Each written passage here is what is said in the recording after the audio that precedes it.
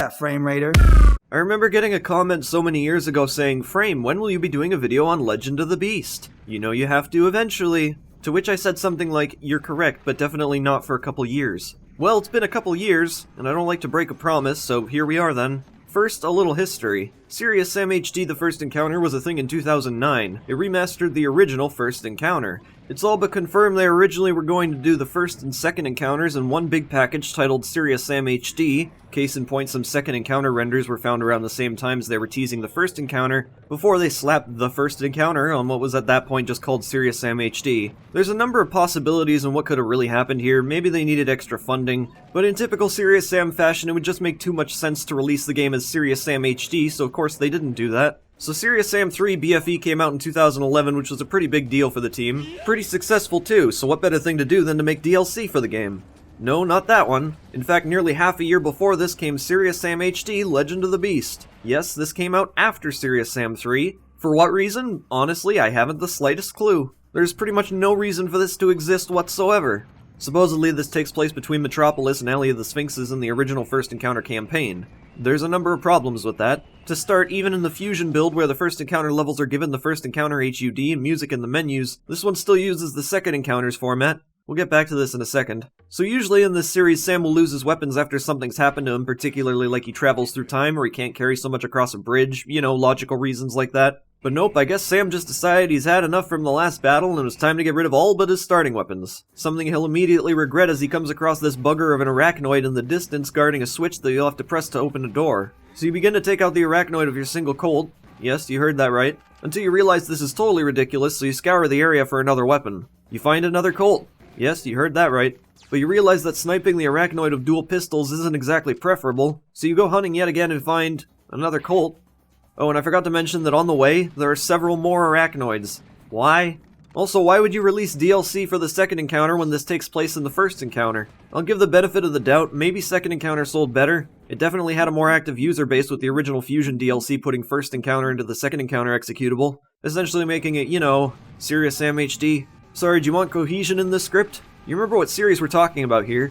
Whatever, the most likely reason for this being DLC to the second encounter is probably because he uses some second encounter assets. Like for example, Zumble is here now, a character introduced in the second encounter. I think the reason for including this guy is to make the DLC harder. Harder, you say? Yeah, it's fairly obvious the Crow team designed this to be challenging, despite a lot of that challenge can be summed up as cheap level design. To top that off, the pacing is so up and down so often that if you were to make a chart, it'd be a consistent squiggly line. Super easy, what the hell, super easy, what the hell.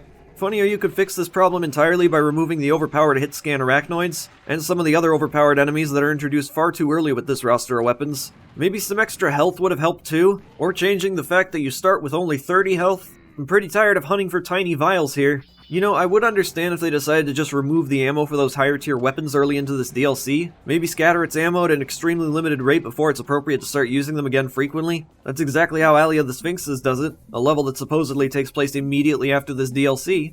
I think it's about time we address the elephant in the room, at least for the Sam fanatics that know so much about the series. This Legend of the Beast DLC is actually composed of the 3 first levels from Serious Sam's Year 2000 Alpha build. Sam fanatics will also know that the alpha wasn't available publicly until much later after this DLC. It was actually leaked unofficially, but that's besides the point. As far as we knew at the time, these were completely new levels, and with that impression, this left an especially sour taste in my mouth. Transitioning this to HD was little more than applying the HD textures to the original map, besides adding these overpowered enemies. The weapon progression is entirely the same, save for the coach gun and rocket launcher being given just slightly earlier than usual. All I can say is the way Crow Team went about making this is extremely confusing to me, essentially because I think if this were my DLC to be made, I'd have pretty much done the exact opposite of what they did here, even down to making these categorized as later levels in the game. There's really no reason to keep these levels from happening earlier on in the first encounter. I think a better place would have been to put them between Oasis and Dunes. Even thematically it would make sense since the first level is a bit of an oasis in itself. The DLC ends with Sam walking down a narrow hallway. How about then he finds himself in Dunes? It'd make about as much sense as the original transition from Oasis to Dunes, where Sam's just kind of there now.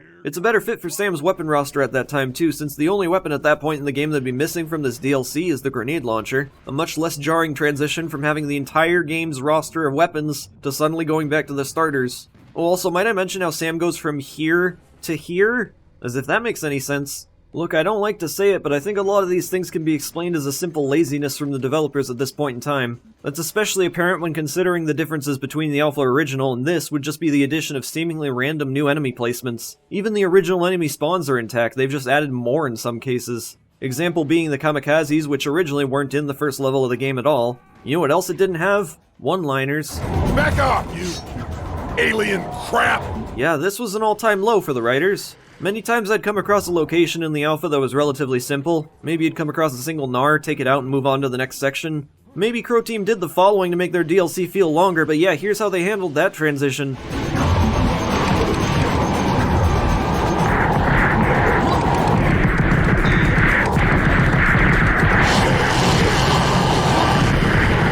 There's a kamikaze in this pile somewhere, yet all I can hear are the Gnars. It's a pretty telling sign when the Gnars are a louder disruption than the screaming, sprinting kamikazes. So anyway, I started blasting, until I noticed this armor pickup. Instantly I was like, I want that. Because God only knows what's ahead. Hey, at least they gave the thing new secrets. I wasn't able to find out how to get this, but there's another one just below it on the other side of the room. This secret health here, which was originally a 100 health in the alpha, but because Legend of the Beast, it had to be less forgiving.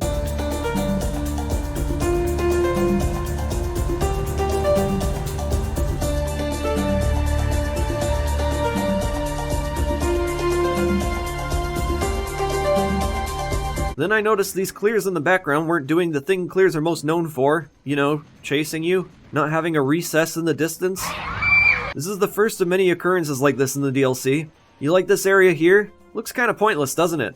You'd be correct. It's just a trap that activates for collecting some of the health pills here that are placed very akin to Serious Sam Alpha's style of pickups, by scattering them in a pattern on the floor because I guess it looks nice but doesn't translate to a fun gameplay experience whatsoever. Going from the alpha to this HD transition, you'd think they would have entirely gotten rid of this area or maybe just closed it off with a wall or something. After all, transitioning from the alpha to the classic 2001 release got rid of all this pointless stuff. There was at one point an effort to perfect the level design, why not use that same philosophy here? Oh right, because it's a throwaway DLC.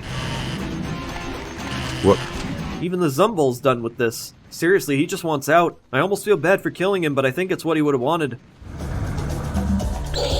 Oh no, it's the Tommy gun room. The dreaded room with the major arachnoid. This was the bane of my existence back in 2012. You all thought Coney was bad, but he was nothing compared to the Tommy gun room. It was so pointlessly difficult throwing you a huge horde of enemies where you had by no means the right equipment to deal with it. Not even sniping at a distance would work anymore. No, this was a close encounter. Might I take a moment, by the way, to compare this room's spawns in the alpha to Legend of the Beast? I especially like how originally they had an obstacle here to block enemy fire, but nah, just take that out, they won't need it.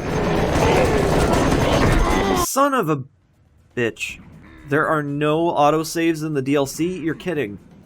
So the level that follows is actually a lot better than the first two, but that isn't really saying all too much. It still only makes a little sense. I think all that makes this a better level, honestly, is that it's far more open, which didn't give the developers as much of a chance to be cheap about it, but they sure found a way to pad out its time with some of the most pointless enemy spawns I've ever seen in an official Serious Sam release. Not surprising for something that takes off the alpha, which was pretty much notorious for that.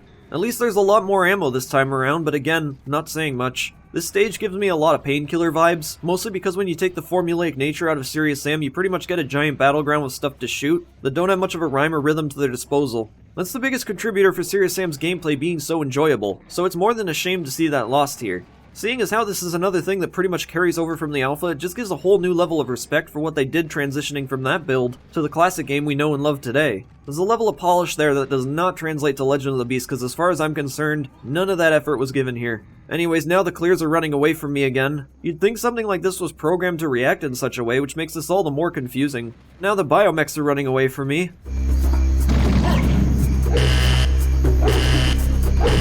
I'm thinking this is another one of those fusion bugs that's managed to elude me, since this has happened a couple of times now during this recording. An hour and a half in, I sneezed. You can see the twitch there. I don't know why I'm pointing this out. And now we've got a biomech stuck in place. I think what happened here is they forced it to stay in place but forgot to remove the roaming properties, so it just kind of spazzes out. This is the type of thing you'd notice in playtesting, but I don't think there was much of that here. Now it's time for the Knum boss fight, an enemy from Serious Sam 3 retconned into the first encounter for some reason. And look, it's not a bad boss fight, it's pretty similar to the final boss of the first encounter, having to go to one end to activate a thing, then another, and another. Then finally you can finish it off once it makes it to the center with this giant electrical beam, which takes away a good portion of its health. Won't be able to take it down otherwise due to the invulnerability. I had to replace the boss fight music here, by the way, because it's actually copyrighted. Legend of the Beast is a lazily thrown together DLC that takes everything Serious Sam is and turns it into something entirely different save for its identity in Sam himself, the weapons, and the enemies. In terms of gameplay, this is nothing like the classic formula, and it shows consistently throughout the roughly 2-hour mini-campaign. There are much better ways to get your Sam fix, including many community-made maps and mods that far surpass all of what you'll experience here. I said it in 2012 and I'll say it again, this DLC is a serious waste of time.